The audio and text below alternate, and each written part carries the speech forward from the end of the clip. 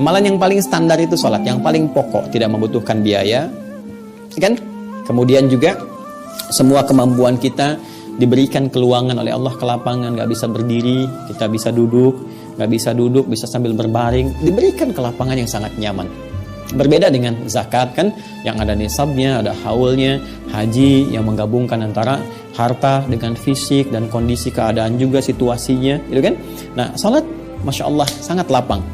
Jadi cek di standar yang ini. Kalau kita ingin meningkatkan iman kita sehingga menguatkan imun kita, dari situ akan keluar nanti derivasi kata iman dari akarnya yang paling awal, yaitu al-amnu, aman, tenang.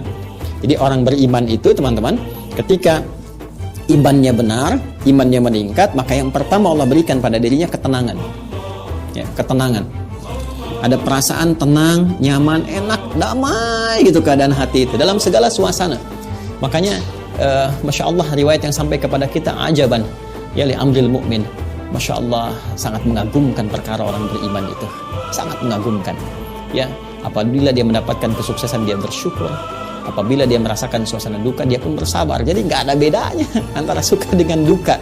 Ya, jadi yang terlihat tuh, yang dirasakan suasananya aja tidak sama, tapi cara menyikapinya karena diberikan tuntunan, jadi rasanya serupa. Sama-sama ujian, sama-sama peningkatan kualitas, dan disikapi dengan cara yang bijak sehingga berhasil di situ. Ya, ketika suka dia bersyukur, ketika duka dia bersabar, dan itu yang punya, alhamdulillah, cuma di Islam. Nggak percaya silahkan cek di mana Anda temukan konsep sabar dan syukur. Ya, cek di kitab sucinya masing-masing, silahkan dilihat. Ya, tunjukkan gitu, sabar dan syukur di mana ditemukannya perpaduan itu. Ya, cuma di Quran.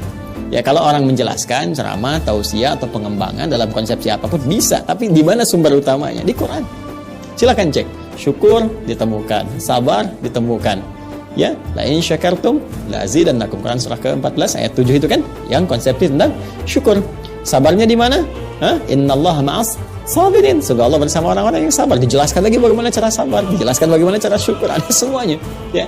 Jadi teman-teman sekalian, ini ketenangan diberikan. Kata iman itu, al-iman itu kan akarnya seperti saya terangkan di pertemuan lalu, akar paling utamanya dari kata al-amnu. Makanya di Quran disampaikan ulaika lahumul amnu, ulaika lahumul amnu. Orang-orang yang beriman, alladzina amanu, kan?